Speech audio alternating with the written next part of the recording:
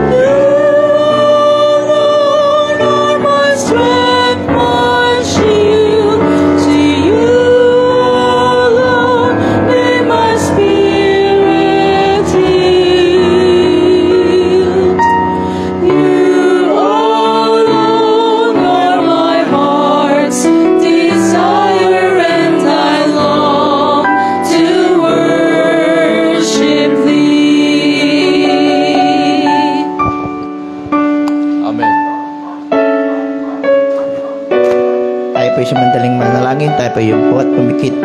Dakilang Diyos na mapagpala sa lahat.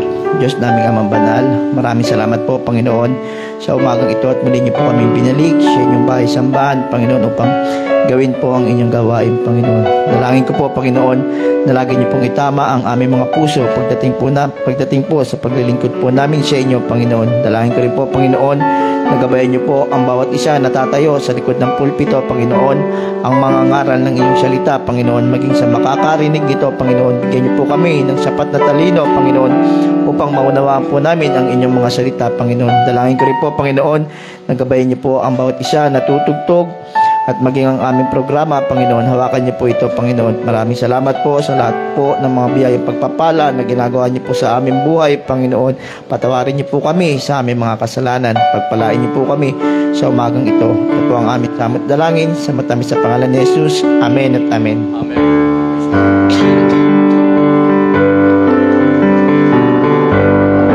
Magandang umaga po sa ating lahat. Maulan na umaga, kaya awitin po natin, "This is so sweet to trust in Jesus."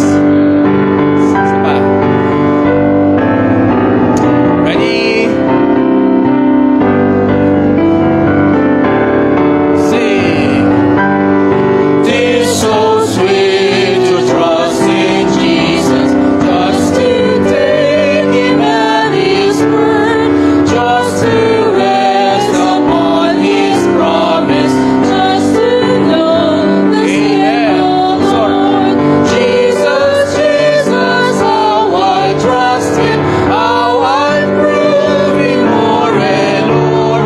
Jesus, Jesus, precious Jesus, oh, for grace to trust Him more.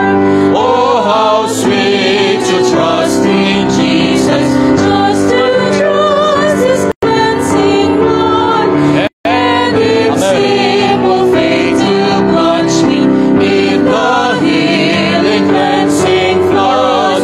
Jesus, Jesus, how I trust Him, how I prove Him more and more.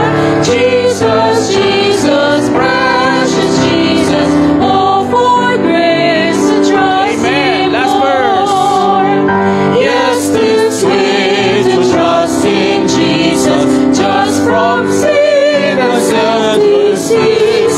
Just from Jesus simply taking life and rest and joy and peace. Jesus, Jesus, how I trust Him, how I prove Him more and more.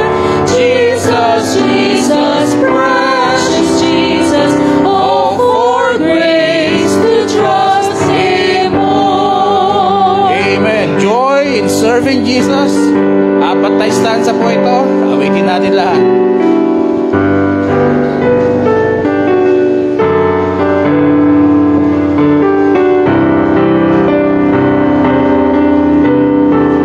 Ready? There is joy in serving Jesus as I journey on my way. Joy that fills my heart with praises. Amen. Every hour and every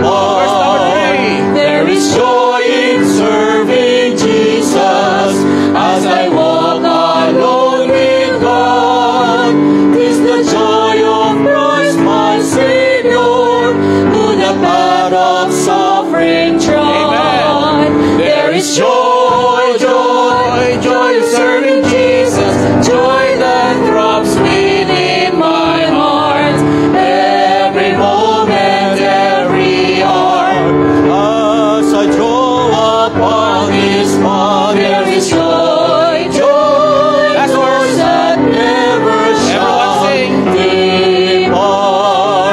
There is joy in serving Jesus, joy amid the darkest night. For I learned the wondrous secret. Praise the Lord. And I'm walking in the night. There is joy, joy, joy in serving Jesus, joy that throbs within my heart.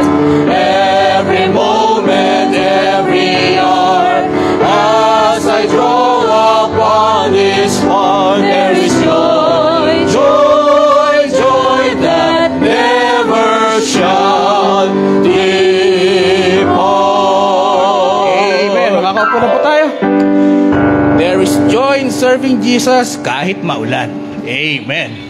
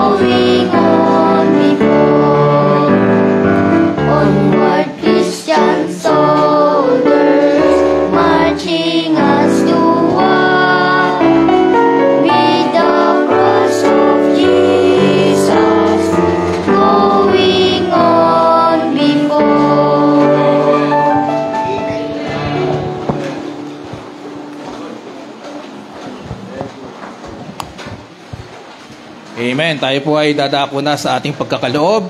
Tabang tayo po ay umaawit, pwede na po tayong lumapit upang ibigay ang ating offering for the Lord. Witin po natin, great is thy faithfulness.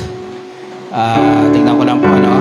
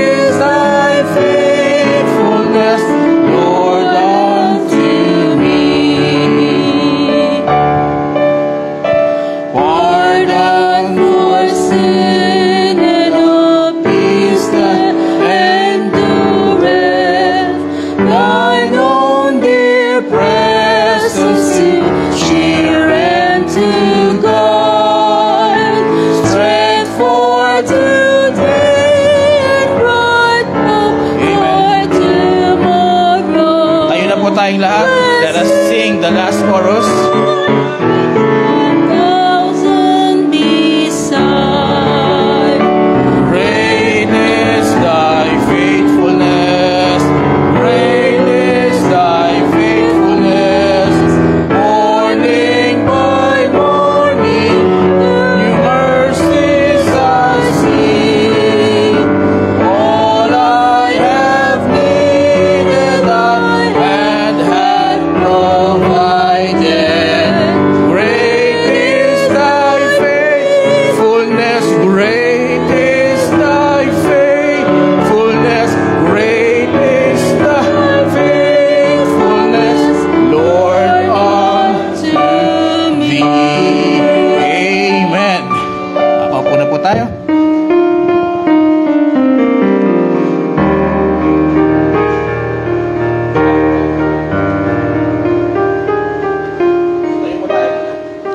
Tayo po'y magsitayin lahat. Tayo po'y pasalamat sa Panginoon. Dakilang Diyos naming Ama na mapagpala sa lahat. Salamat po, Panginoon, sa inyong mga anak, nagbigay ng kaloob, Panginoon. Salamat po, Panginoon, sapagkat kayo po ang unang nagbigay sa amin, Panginoon. Kaya po kami ay merong naibabalik sa inyo, Panginoon. Dalahin ko po, Panginoon, na kayo po ang siyang mawak sa mga nagtatrabaho at mga nagninegosyo, maging sa mga nag-aaral, Panginoon. Nawa po ay pagpalain niyo po sila, Panginoon, upang meron po silang maibalik sa inyo po, Panginoon. Dalahin ko rin po, Panginoon, na mas magamit pa po, Panginoon, ang pera na malilikom, Panginoon, para po sa walhati sa inyong gawain, Panginoon. Salamat po, Panginoon, sa inyong mga anak na nagbigay. Maraming salamat po. Ito po ang aming dalangin sa matamis sa pangalan ni Jesus. Amen at amen.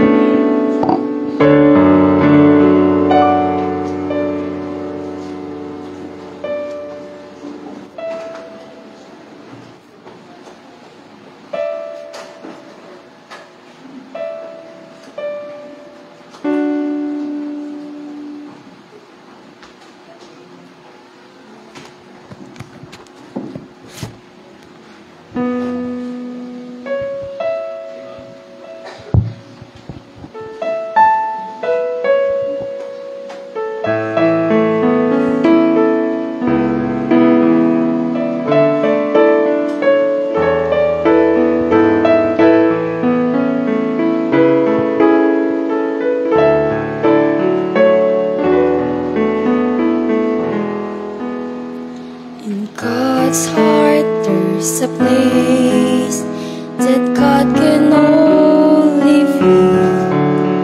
I'll find amazing grace when I found to do His will.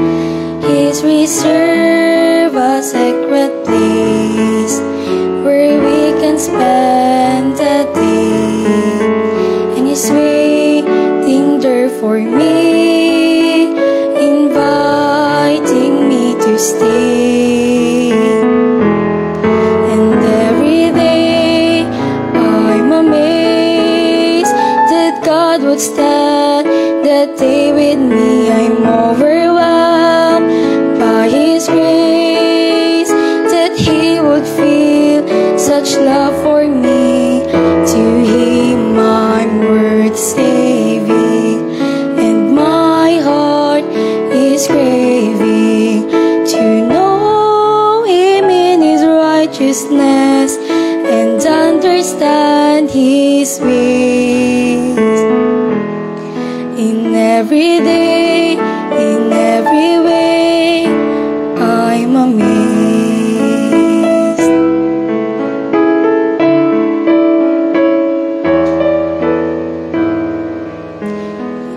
In my heart there's a place that God can only feel. He covers my disgrace with the blood that Jesus spilled. He invites me to a place where we can spend the day, and He's waiting there for me, inviting me to stay. And every day I'm amazed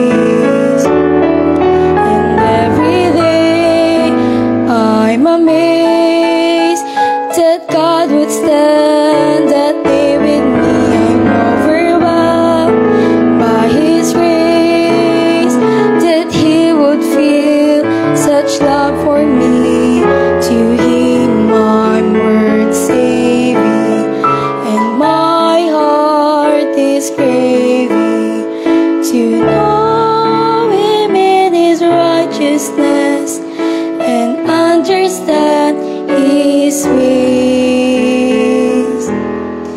In every day, in every way, I'm amazed. In every day, in every way, I'm amazed.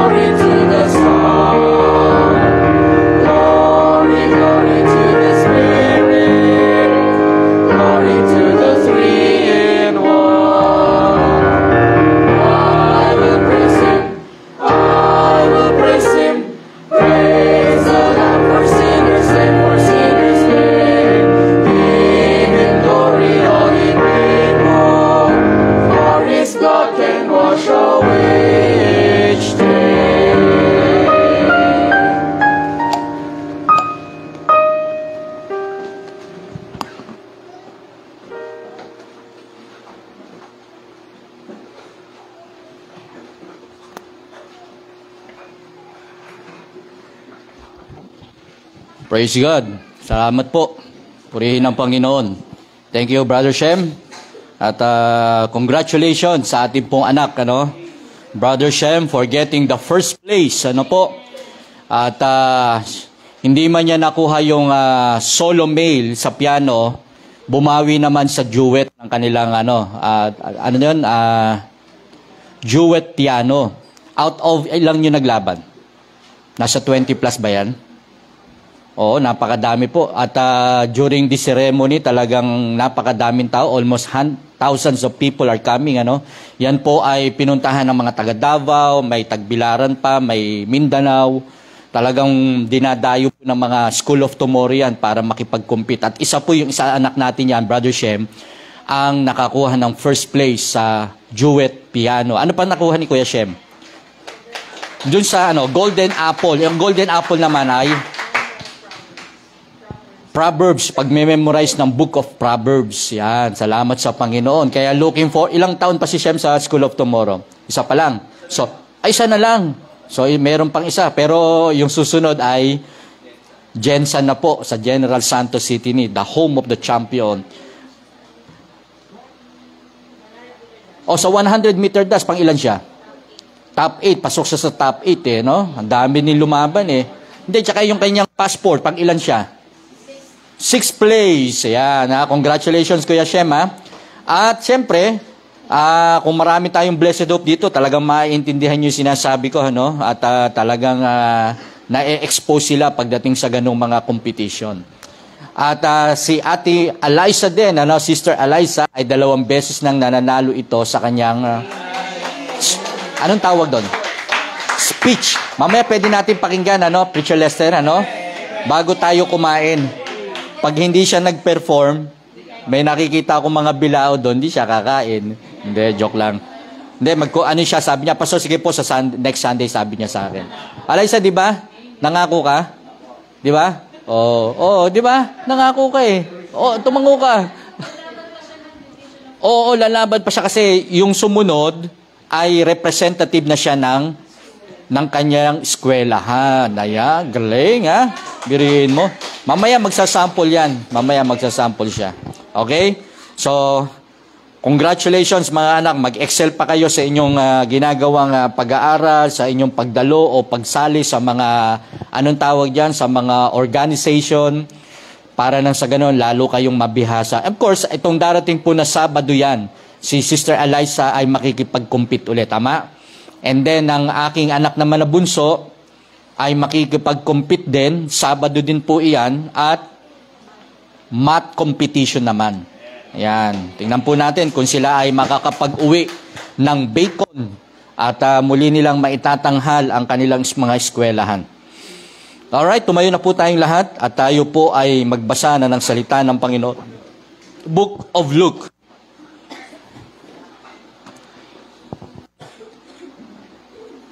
Aklat ng Lucas. Apostle Luke, chapter 9, verse 57. And then, ipitin lang po ninyo yan. And then, John chapter 13, verse 36 to 38 naman. Pero dito po muna tayo sa Luke chapter 9. Ang ating pong bansa, ang Metro Manila, ang Luzon pala, ay nasa signal number 2 pala mga kapatid ngayon. At meron tayong bagyo. Ang pangalan ay Ramil. Ang pangalan pa ng Pastor Ramiro Mil. Ramil. Okay? Na-send ko ba ito sa iyo, Pastor Sam? Brother Sean? Hindi ko na-send ako. Okay. Luke chapter 9, verse 57 to 62. Basahin po natin. And then, talon tayo sa Book of John, chapter 13, verse 36 to 37 o 38. Ready? Luke chapter 9, 57 hanggang last verse. Ready? Read. And it came to pass that as they went in the way, a certain man said unto him, Lord, I will follow thee whithersoever thou goest. And Jesus said unto him, Foxes have holes, and birds of the air have nests, but the Son of Man hath nowhere to lay his head. And he said unto another, Follow me. But he said, Lord, suffer me first to go and bury my father. And Jesus said unto him, Let the dead bury their dead, but go thy and preach the kingdom of God. And another also said, Lord, I will follow thee, but let me go first bid my farewell, which are at home at my house. And Jesus said unto him, No man having put his hand to the plow, and looking back, is fit for the kingdom of God. John chapter 13. John 13. Okay, sabi po rito, to 38, Simon Peter said unto him, Lord, Whither thou goest thou? goest thou? Jesus answered him, Whither I go, thou cannot not follow me now, but thou shalt follow me afterwards.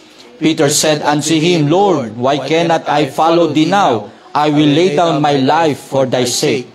Jesus answered him, Wilt thou lay down thy life for my sake?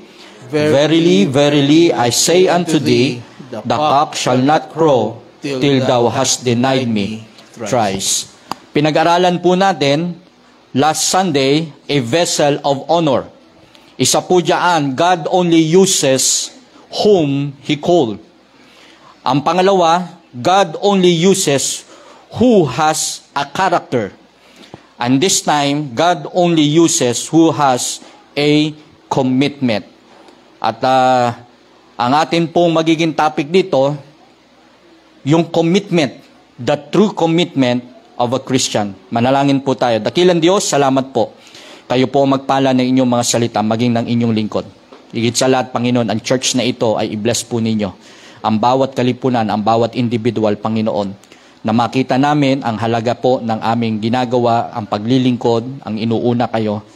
Alam po namin na kung sino man ang uunahin kayo ay hindi po mapapahiya. Sapagkat hindi kayo naging unfair mula Lunes hanggang Sabado, puro kami trabaho. 1 oras, 2 oras ay gugugulin lamang namin. Subalit ang kapalit nito ay ang inyong biyaya na sa amin. Maraming salamat po at ingatan nyo ang aming bansa. Ingatan nyo po kami sa kabila po na may signal number 2 ngayon sa aming bansa. Bless nyo po ang bawat isa. Ito po ay aking hiling at panalangin sa ngalan ni Jesus. Amen at amen. Makakaupo na po tayo. Now, makita po natin na ang success dito ay kung paano magkakaroon ng commitment ang isang tao. How will he stay committed to God anuman ang maging circumstances ng kanyang buhay. Doon po sa ating binasa, nakita po natin that demand was expressed. Yung kanilang demands ay talagang ganun kabilis. Panginoon, I will follow the but. Ang sabing ganun. Yung isa, ano yung dahilan ng isa? Nabasa nyo ba? Ano yung unang dahilan ng ating binasa? Sa Luke chapter 9. Balikan po ninyo. Anong sabi? A certain man said unto him, Lord, I will follow thee. Andun yung ang bilis, no? Nung makita nilang maganda, gumagawa ng mirakulo ang Panginoon, nagpapakain. And then, ang sabi nung isa, Panginoon, susunod ako. Anong sabi ng Panginoon sa kanya?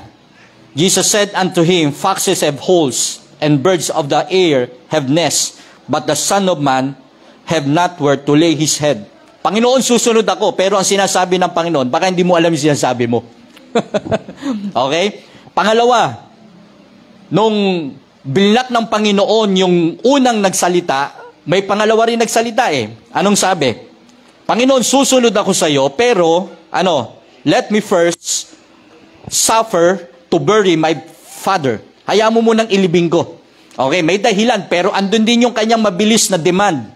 Ang sabi ng Panginoon sa kanya, hayaan mong ilibing ng kapwa-patay yung kanyang sarili. Kasi bakit nga ba? Wala ka nang magagawa doon. Patay na yon. Okay? Now, yung pangatlo naman, makikita natin, sabi niya, Panginoon, susunod ako sa iyo, pero hayaan mo muna akong pumunta sa pamilya ko. Now, nakikita po natin na napakabilis ng kanilang mga demand. Pero ganun din yung kanilang mga excuses. So, we will see a different excuses ng mga taong ito. Now, pero sa kabila nito mga kapatid, their dealing was not inexcusable, hindi katanggap-tanggap sa harapan ng Diyos. Kung susunod ka, kung talagang maglilingkod tayo sa Panginoon, gawin po natin. Now, dito na po pumapasok yung tinatawag po nating true commitment. Yung tunay, yung totoong pangako natin sa Panginoon. Now, mga kapatid, ang tunay na Kristiyano, let me rephrase again. Ang tunay na mananampalataya, true Christian, makes a true commitment. Pastor, bakit true Christian? Sapagkat yung talagang totoo lamang ang makapagbibigay ng tamang pasya pagdating sa paglilingkod. May mga nagsasabing Kristiyano sila, may nagsasabing tumanggap na sila sa Panginoon, mga kapatid, pero hindi mo makikita ang commitment sa buhay nila.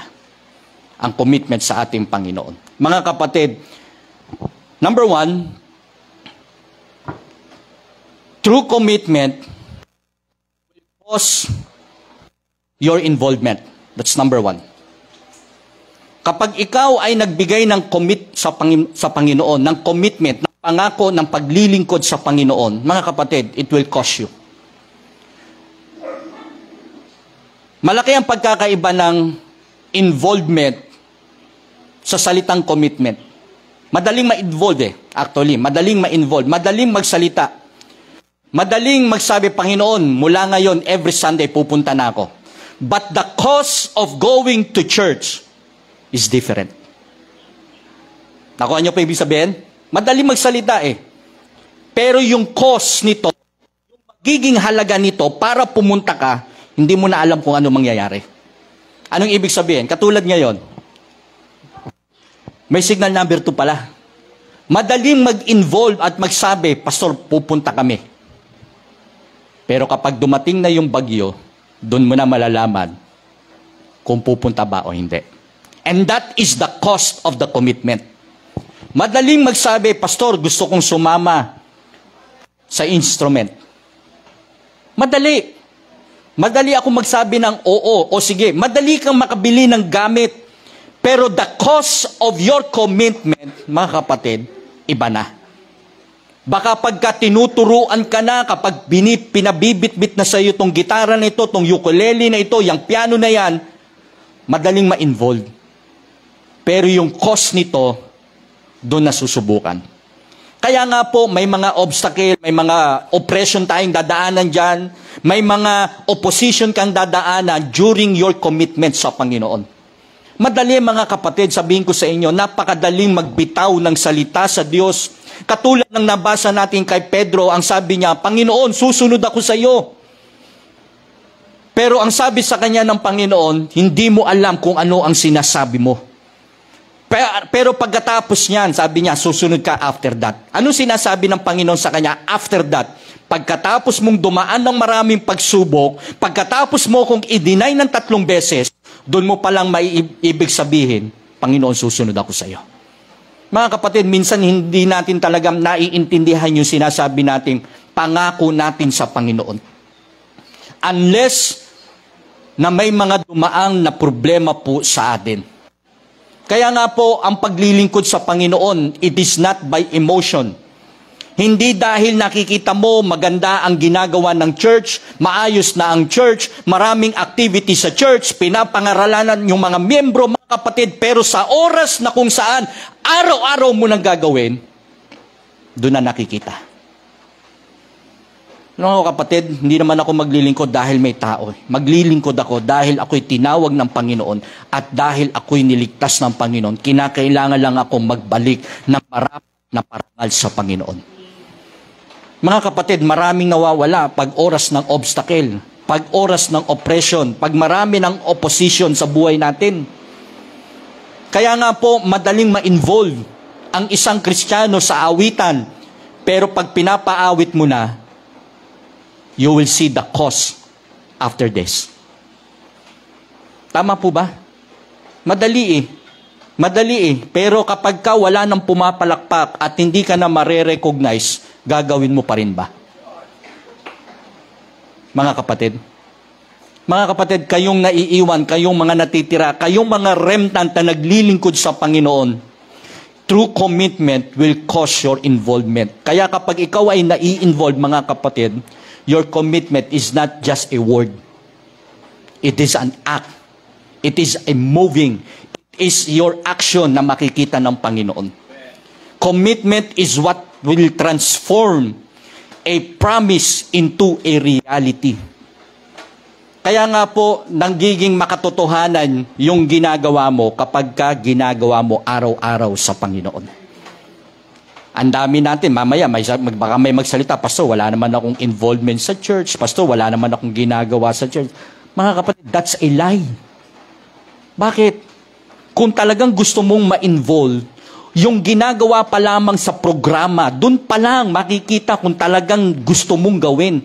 Tapos mag-aasam ka, magdi-desire tayo na gusto nating magamit. Yung preparatory pa lang, dun pa lang makikita na kung talagang gusto mo. Pastor, gusto kong kumanta sa choir. Paano ka kakanta sa choir? Nalilate ka nga. You got the point? Gusto mong pagpalain ka ng Panginoon. Gusto mong i-bless ka ng Panginoon sa trabaho mo.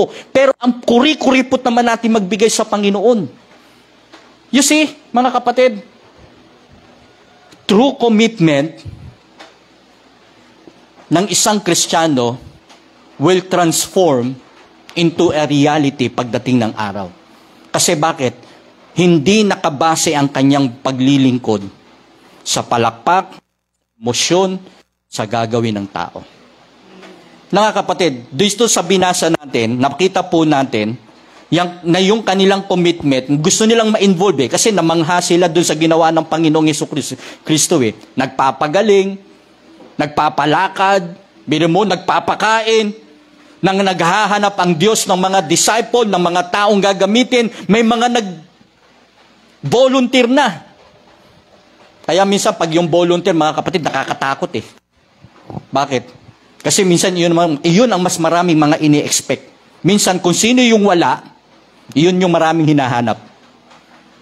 Kung sino yung wala, sila yung tanong ng tanong. Kaya mga kapatid, ang tunay na commitment will cause your involvement. Mga kapatid, hindi madali maglingkod sa Panginoon. Very unpopular ang gawain ng Diyos. Kaya yung ating commitment sa Panginoon, yung pagbabasa, yung ating prayer time, yan lang mga kapatid, makikita mo na kung talagang mamahalin na nila yung unang-una pa lang ng serbisyo ng paglilingkod.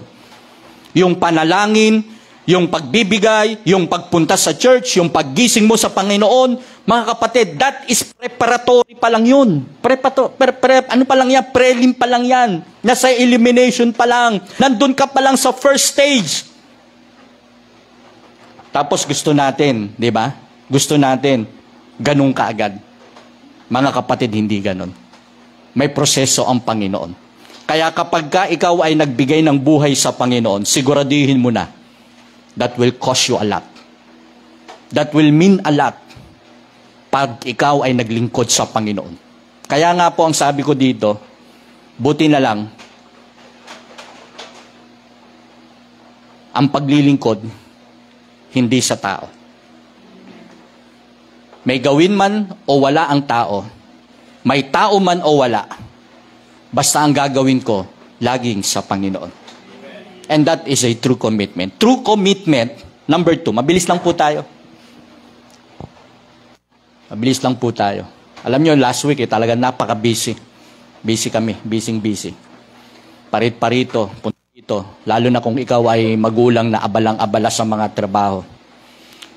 True commitment is a complete surrender to Christ. Ano pong ibig sabihin?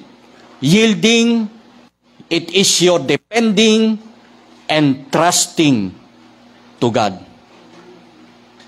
Talagang mga kapatid, kay Kristo ka lang nakatingin. Ang pagiging Kristiyano mo ay laging nakatayo kay Kristo. Kaya nga, during that time lahat ng mga sumusunod kay Kristo sa Antioch tinawag agad Kristiyano At mismong si Agrippa, sabi niya, thou almost persuadest me, Paul. Nung kinukwento mo sa akin si Kristo, muntikan mo na ako mahikayat. Kaya mga kapatid, ikaw na bilang Kristiyano, dapat si Kristo na ang buhay mo. Yes, salamat kung ibinigay ang ating pamilya, pero hindi mabubuhay ako sa pamilya ko lang. Unang-una lagi ang Panginoon sa buhay ko. Bakit? Makikita natin Sasabihin natin, Pastor, napaka-unfair naman nung ginawa nung Panginoon. Bakit? Kasi ang gusto nung tatay, mailibing muna yung kanyang mahal sa buhay. Tapos nandito yung isang Kristiyano, ang gusto niya, magpaalam muna siya sa kanyang pamilya. Mga kapatid, ang totoo ba hindi niya mahal ang pamilya niya kapag sumunod siya sa Panginoon? Sabihin ko po sa inyo, iyon ba talaga ang context nun? Na kapag ikaw ay sumunod sa Panginoon, itatatwa mo na ang pamilya mo? Hindi nga mas lalo mo pang mamahalin ang pamilya mo habang naglilingkod ka sa Panginoon. Kaya nga, ang custom dito mga kapatid, kapag ka merong magpe-farewell, isang linggong handaan, ibig sabihin isang linggo mong madidelay ang Panginoon sa pagsunod. Pagka nga may umaalis, di ba, may despedida pa May inuman pa, may kainan pa. Bakit? Kasi may aalis Sa pagkakataong ito, sa binasa po natin, ang sabi ng Panginoon sa kanya, no man having put his hand to the plow and looking back is fit for the kingdom of God. Walang isang taong nag-aararo na habang siya'y nag-aararo, yung ulo niya nakatingala sa likod. Hindi po pwedeng ganun. Habang nag-aararo ka, habang may ginagawa ka sa Panginoon, mga kapatid, hindi po pwedeng nag-aalala ka sa likod. Hindi po pwedeng may ginagawa ka sa Panginoon, punong-puno ka naman ng confusion kung ano na nangyayari sa likod. Mga kapatid, ako'y naglilingkod sa Panginoon, hindi ko alam kung ano gagawin ng Diyos sa pamilya ko, basta ako gagawin ko yung pinapagawa ng Diyos sa akin, bit-bit sila. Kung ano nila ipagagawa ng Diyos sa kanila. Mga kapatid, ang sabi ng Panginoon, maglilingkod ako, pero ang sabi ng isa, ang anak nga ng tao, mismo ang Diyos, pagkatapos ng kanyang misyon, hindi niya na alam kung saan siya tutuloy. At totoo naman, mga kapatid. Buti nga yung mga sora, may mga lungga sila. Yung mga ibon sa parang, meron silang mga pugad. Pero ang anak ng tao, mismong sa Kristo, mga kapatid, sabi niya, walang gustong magpatuloy sa kanya. Kaya ang sinasabi dito ng Panginoon, mga kapatid, ang true commitment natin, walang iba, hindi kung kani-kanino. Kay Kristo lang. Kasi kung kay pastor nyo ako ibabase, tao din ako mga kapatid. May makikita rin kayong kasungitan ko. Hindi nyo pa ako nakakasama siguro ng, magsama tayo siguro ng mga isang linggo, makikita kung gaano, kung sino si pastor sa inyo. Baka iba sa inyo masungitan. Kasi pagdating sa bahay, stricto din ako Dito lang, may konting biro-biro. Of course, siyempre, hindi naman ako po pwedeng bilang leader. Lagi nyo ako makikitang anong gusto mo? Ha? Na naman? Hindi pwedeng ganon. Kinakailangan flexible ang pastor. Okay? Hindi po pwedeng ang pastor, hindi nakakamayan. Bagamat may mga kilala akong ganyan. Mga kapatid, ang ating commitment sa Panginoon, dapat ang basihan natin si Kristo. Siya lang po.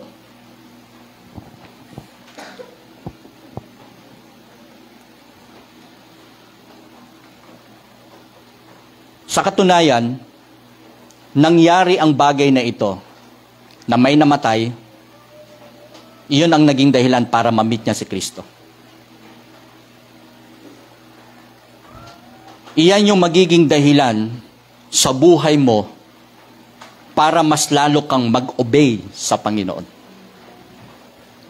Hindi yung nangyari yung bagay na yon para ilayo ka sa Panginoon. Maraming bagay sa buhay natin na nagkaroon tayo pero nilayo tayo sa Panginoon. Namatayan ka, nawala ka pa sa Panginoon. Nagkaproblema ka personally, nawala ka din sa Panginoon. Mga kapatid, hindi Sa katunayan, nung namatay itong lalaking ito, namatayan, mga kapatid, iyon pa yung naging dahilan para ma-meet niya si Kristo Napansin niyo po ba? Nakita niyo po ba sa istorya? Okay? Kaya nga po, lahat ng mga bagay na nagaganap sa atin, laging tayong itinuturo sa Panginoon para magtiwala. Mahirap po na kapag may mga problema tayong pinagdaraanan, mga kapatid, lalo tayong nawawala kay Kristo. Minsan nga, kapag tayo ay nagkakaproblema, minsan para pang nasisisi pa natin si Kristo Minsan nasisisi pa natin ang Diyos. Sasabihin natin, kung kailan ako naging Kristiyano, bakit parang bumigat? Actually, dun tinetest ng ating pananampalataya sa Panginoon. doon nasusubukan na pagkatapos mong makilala si Kristo, saan ka na magtitiwala. So, true commitment, mga kapatid, is a complete surrender sa ating Panginoon. Number 3, true commitment is carrying the name of Jesus everywhere. Ang true commitment natin ay laging nakikita, dala-dala, nahahayag ang buhay ni Kristo sa buhay natin. Mga kapatid, in season and out of season, ang sabi ni Paul, we will preach Christ.